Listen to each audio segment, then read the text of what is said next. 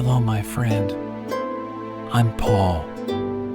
Welcome to Night of Tales, a quiet refuge for imagination and dreams. Set aside your worries, as tonight we journey together through worlds of magic, mystery, and wonder. Lie back, relax, and let the tales carry you away. Tonight we venture into the monster-haunted world of The Witcher.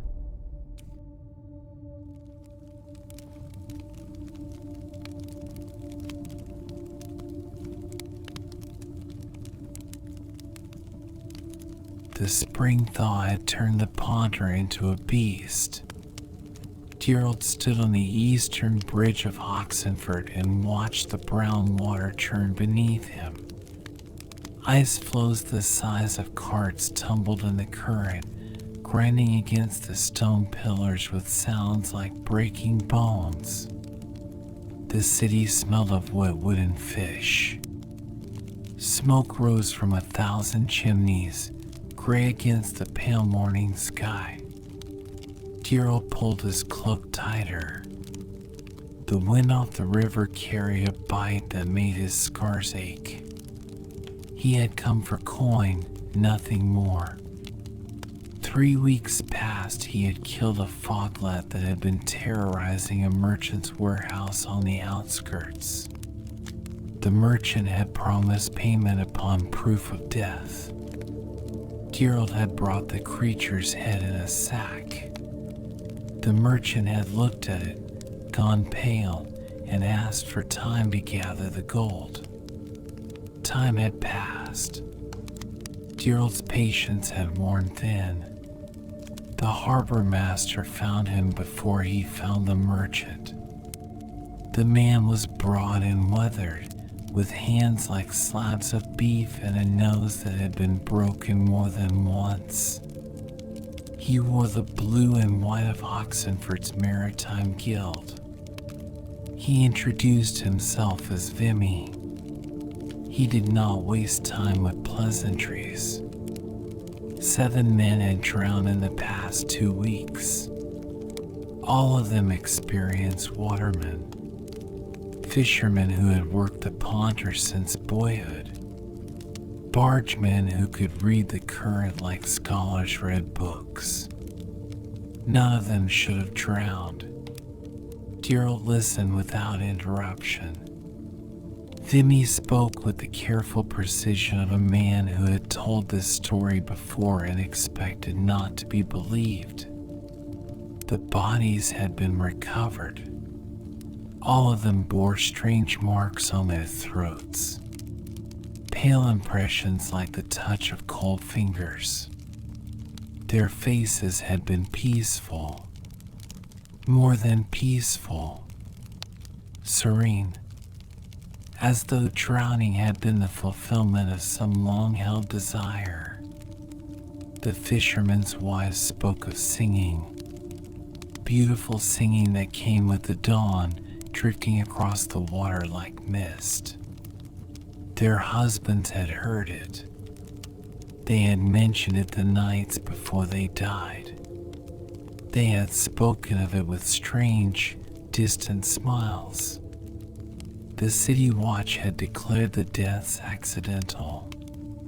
Spring drownings were not uncommon when the ice broke.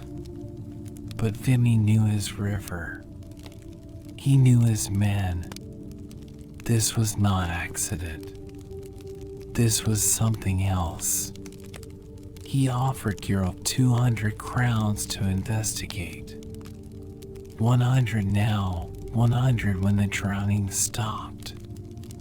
Geralt considered the offer. 200 crowns was generous. Too generous, perhaps. But Vimy's eyes held no deception. Only fear and the desperate hope that a witcher might succeed where prayer had failed. He accepted. Vimy took him to see the most recent body. The man's name had been Jurgen. He had been 43 years old, a father of 5. He had gone out before dawn to check his nets and had not returned. His boat had been found drifting empty. His body had surfaced 2 days later, caught in the pilings beneath the western docks. The undertaker's shop smelled of herbs and formaldehyde. Jurgen lay on a wooden table, covered by a stained sheet. Vimy pulled it back. The corpse's face was indeed peaceful. The skin was waterlogged and pale, but the features were relaxed, almost happy. The marks on the throat were exactly as Vimy had described. 5 impressions, slender and deep, as though someone had gripped him there with fingers of ice. Geralt leaned close. His witcher senses picked up traces beneath the smell of death and preservation. Something faint, something cold. Water, weed, and river mud, yes, but something else. Something that made the medallion around his neck tremble slightly. Magic. Old magic, tied to water and grief. He straightened. Vimy watched him with hungry eyes, waiting for answers. Geralt asked about the singing. Vimy confirmed what the wise had said. Always at dawn. Always beautiful. Always coming from the river itself, though no one could say precisely where. One widow claimed her husband had described it as the most beautiful sound he had ever heard. More beautiful than any human voice. He had promised to find its source. The next morning he had been found floating face down near the northern shore. Geralt asked if any man had heard the singing and lived. Vimy thought for a moment, then nodded. A young apprentice bargeman named Call had mentioned hearing something strange 3 mornings ago, but he had been frightened by it, not entranced. He had covered his ears and returned to shore. Geralt wanted to speak with him. They found Call at a tavern near the docks, drinking away his fear. He was barely 20, with the thin build of someone not yet grown into his strength. His hands shook when Vimy introduced the Witcher. Call did not want to talk about the singing. He made a sign against evil and looked away. But Vimy pressed him, and finally the words came tumbling out. He had been checking the anchor ropes before dawn. The mist had been thick on the water. Then he had heard it. A voice, high and clear, singing words he could not understand. The melody had been achingly sad. It had made him think of his mother, dead these 5 years. It had made him want to walk into the water and let the river take him. But something about the voice had been wrong. Beneath the beauty there had been something else. Something hungry. Something desperate. It had frightened him more than it had enticed him, and he had run. He had not returned to the docks at dawn since. Geralt asked what the voice had sounded like. Call struggled for words. Like a woman, he said finally, but not quite. Like a woman who had forgotten how to be human. That was enough. Geralt made camp on the northern shore of the Pontar, a mile upstream from the city. The bank here was wild, overgrown with willow and alder. The trees hung low over the water, their branches trailing in the current like hair. He built no fire. Fire would announce his presence, and he wanted to observe without being observed.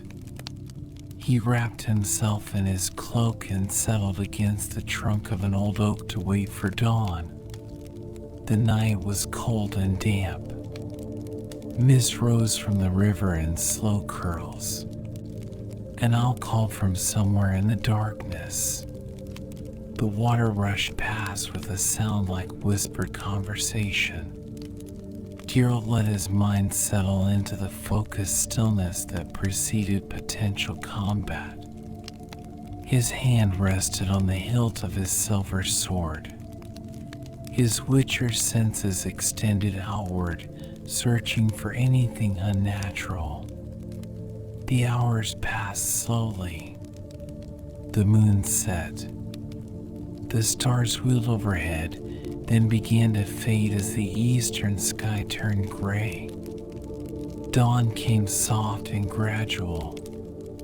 The mist thickened. The river became a ghost of itself, visible only as sound and movement beneath the white veil. Then he heard it. The singing began so quietly that at first he thought he imagined it. A single note, pure and high, drifting across the water. Then another and another, weaving together into a melody that had no words but needed none. It was beautiful. Even to his witcher ears, trained to resist enchantment, it was achingly beautiful. The song spoke of loneliness and longing, of waiting and wanting, of love lost and love that could never be found again. Geralt felt the pull of it, subtle but insistent, like a hook in his chest. The song wanted him to come closer. It wanted him to walk into the water. It promised peace and reunion and an end to all searching. But his mutations held. The toxins in his blood, the changes made to his mind and body in the grasses of Kaer Morhen, they gave him distance. He could hear the beauty without being consumed by it. He rose and moved toward the water's edge. Slowly, carefully, one hand on his sword. The mist parted. She sat on a rock perhaps 20 feet from shore where the water ran deep and fast. Her skin was pale as bleached bone. Her hair hung long and dark, streaming with water as though she had just surfaced.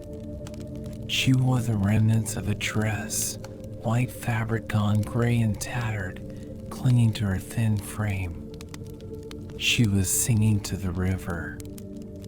Her voice rose and fell with the melody, her lips barely moving. Her eyes were closed. Geralt stopped at the water's edge. He did not draw his sword. Not yet. The song ended. The silence that followed was profound. She opened her eyes and looked at him. Her eyes were the color of the river, gray-green and cold. They held no malice, only sorrow so deep it seemed bottomless. She spoke. Her voice was soft, hardly louder than the water. She asked why he did not come to her. Geralt kept his tone neutral. He told her he was a witcher. Enchantments did not work on him as they worked on other men. She tilted her head, studying him. Then she laughed. The sound was like ice cracking. She said she knew what he was. She could smell the magic in his blood. She said he was like her. Changed. No longer quite human. Geralt asked what she was. She was silent for a long moment. The river rushed past, indifferent. Finally, she spoke. She said she did not know anymore.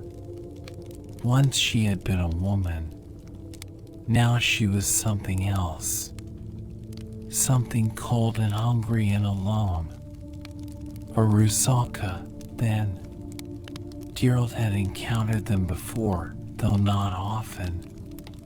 They were rare and most haunted the deep forest lakes and rivers far from human habitation.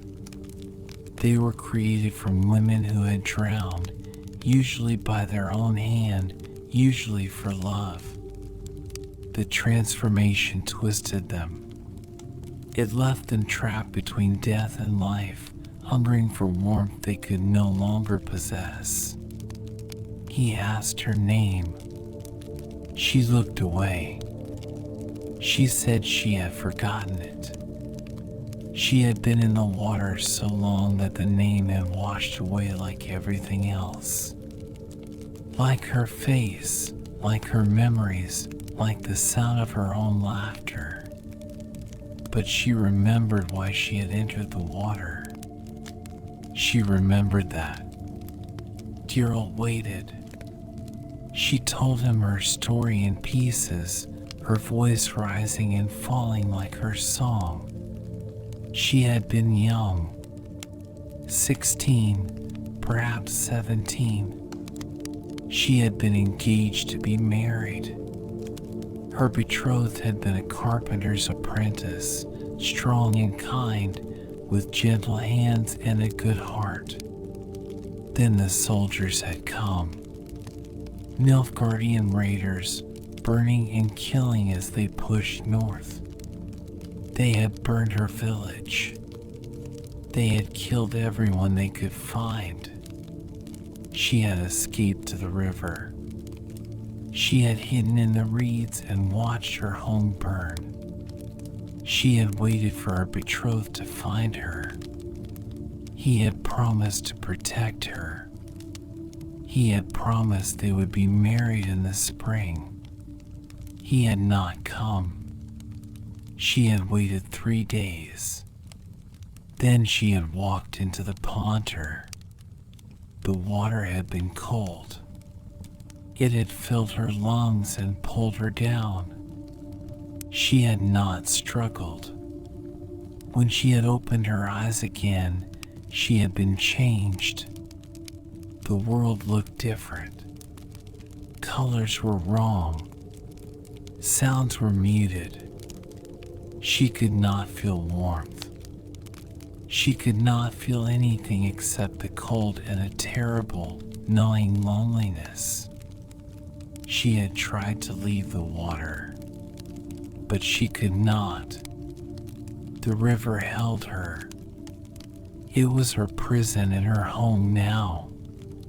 She had been alone for so long. Years, she thought, though time moved strangely for her. She had tried to call out to the living, to make them see her, to make them understand.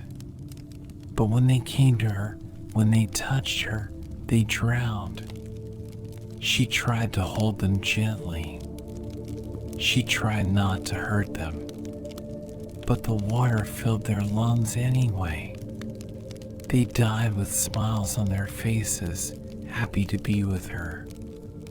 She did not want to kill them. She only wanted not to be alone. Geralt stood on the shore and listened to the rusalka's words. The mist was beginning to lift. The sun broke through the clouds in pale shafts that turned the river silver. He had heard stories like hers before. Monsters were rarely born from malice alone. More often they were born from pain, from love turned rancid, from grief that would not release its grip. He asked her if she wanted to stop killing. She looked at him with those river-cold eyes. She said she did not know anymore. The loneliness was worse than the guilt. The silence was worse than the shame. When she sang and they came to her, for those few moments she felt almost human again. But yes, if she could stop, she would. If she could find peace, she would take it. Geralt considered his options. Killing her would be simple enough. Silver through the heart while she was manifest. It would end the drownings. Vimy would pay him. The families of the dead would have their vengeance, though they would never know it. But there were other ways to deal with a Rusalka. Older ways. If the source of her grief could be addressed, if the wrong that bound her to the world could be righted, she might pass on naturally. The river would release her. She would find whatever peace waited beyond death. He asked her about her betrothed. Did she know what had become of him? Her expression shifted. Something like hope flickered in her eyes, then died. She said she did not know.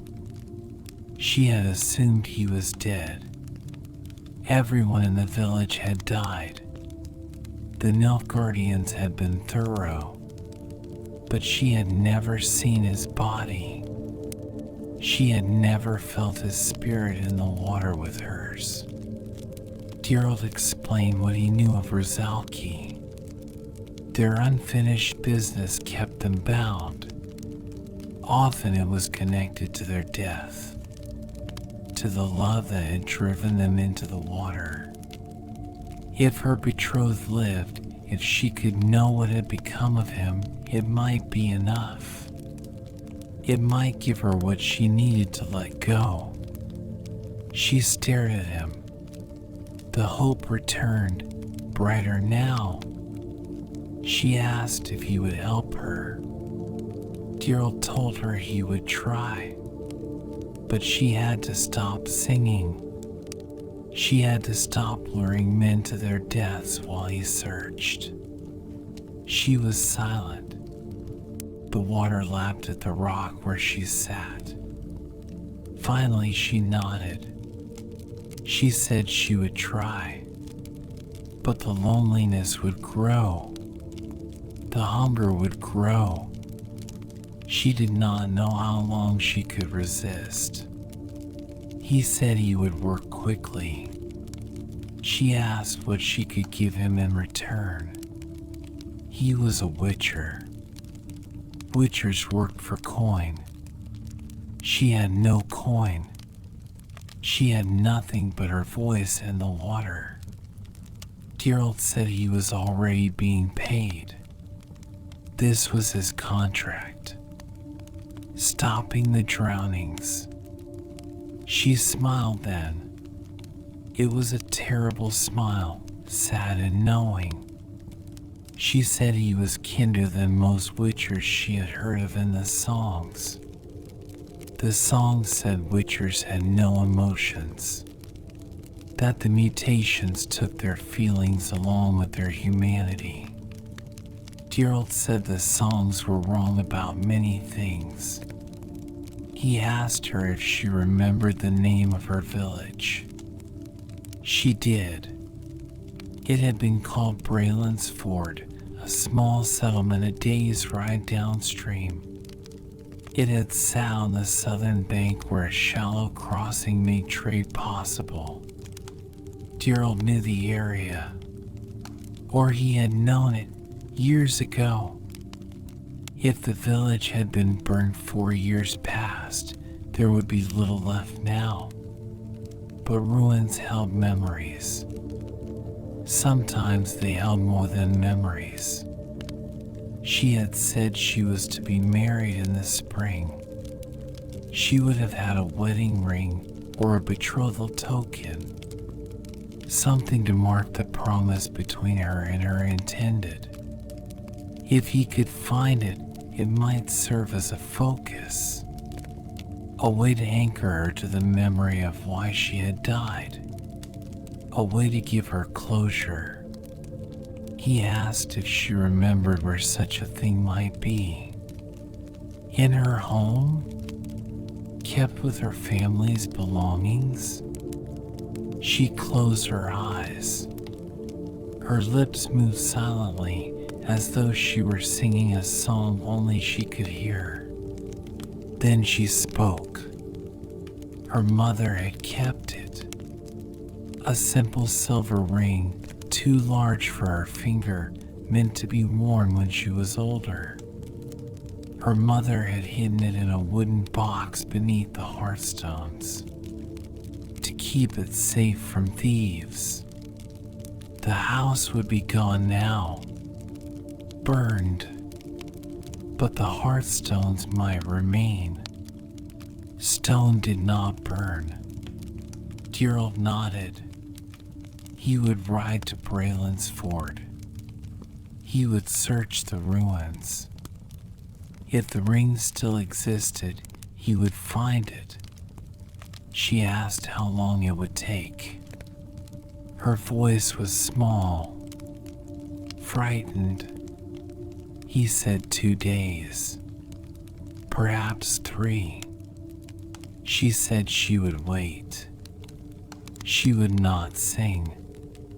She would stay in the deep water where men could not hear her even if she forgot her promise. Geralt turned to go. Then he stopped. He asked her one more question. Her betrothed. What was his name? She went very still. The river seemed to quiet around her. When she spoke, her voice was barely a whisper. Edric. His name had been Edric. Geralt committed the name to memory. Then he left her there, sitting on a rock in the rising sun, alone with the river and her grief.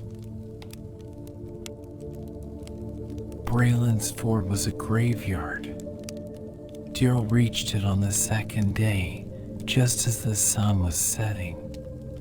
The ruins spread across a hillside above the river, black and skeletal against the red sky.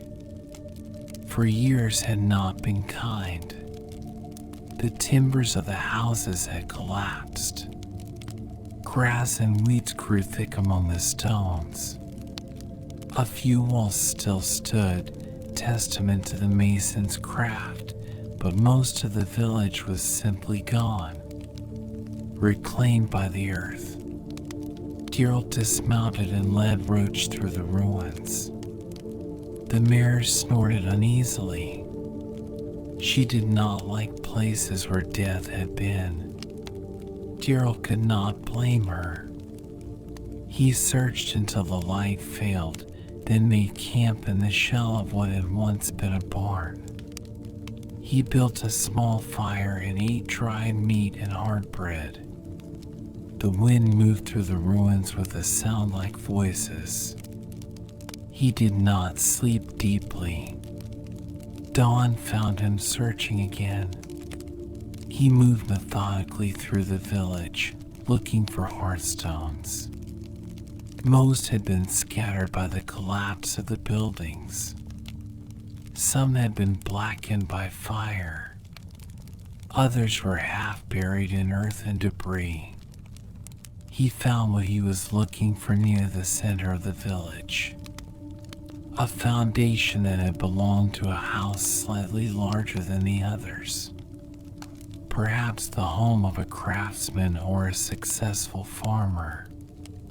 The walls were gone, but the hearth remained, a circle of fitted stone open to the sky.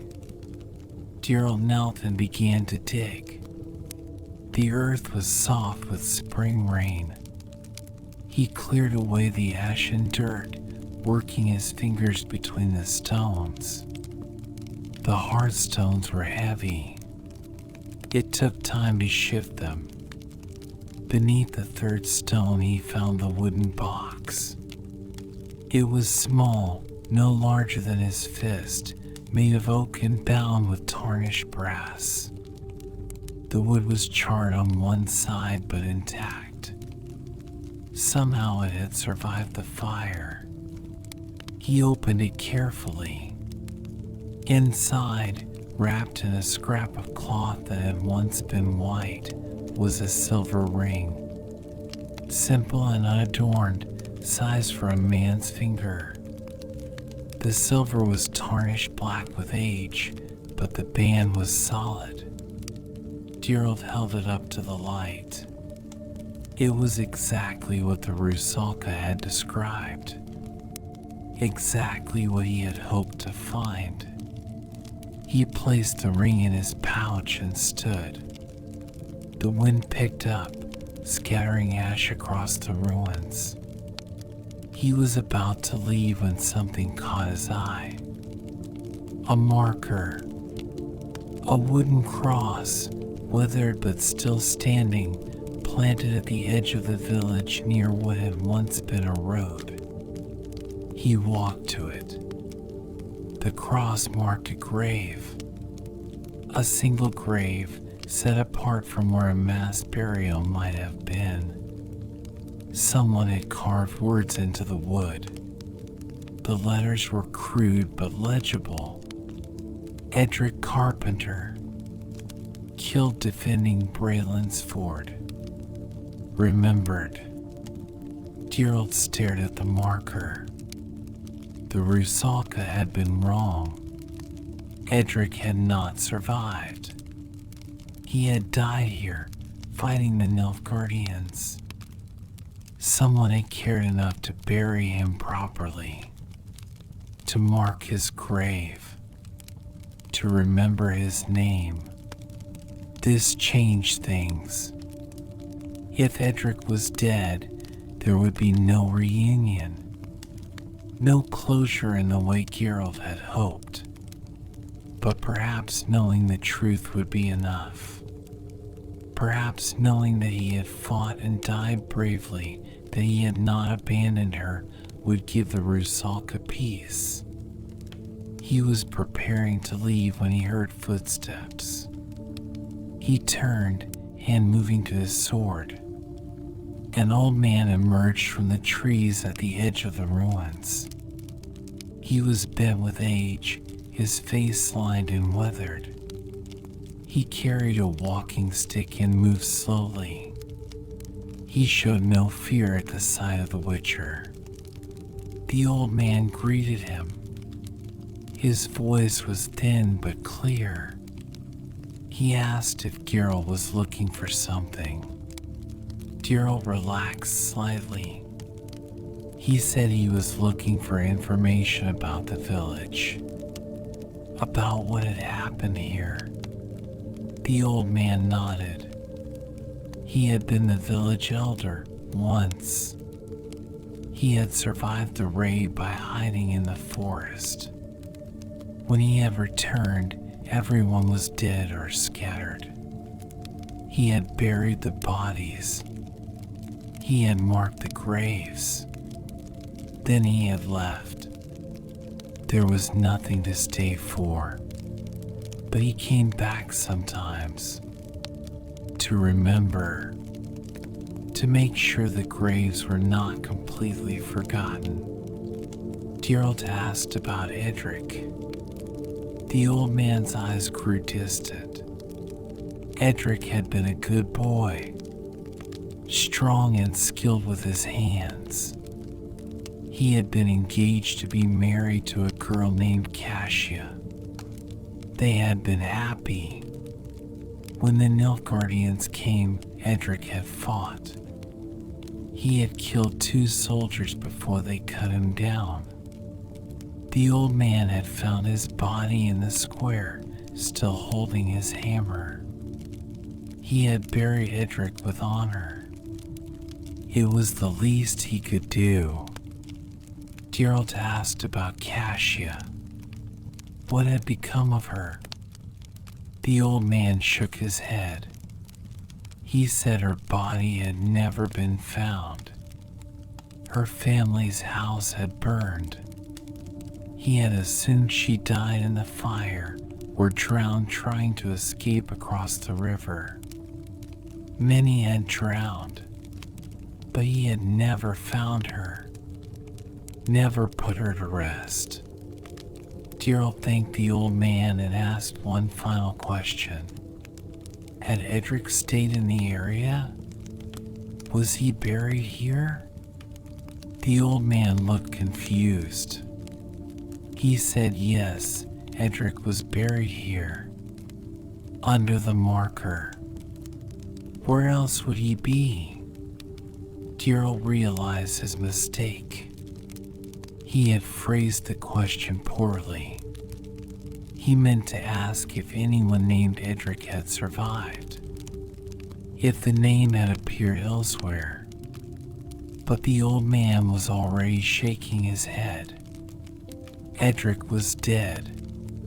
He had been dead for 4 years. There was no doubt of that. Geralt left the ruins with a heavy feeling in his chest. He had the ring. He had the truth. But the truth was not what he had hoped it would be. Geralt returned to Oxenfurt on the 3rd day.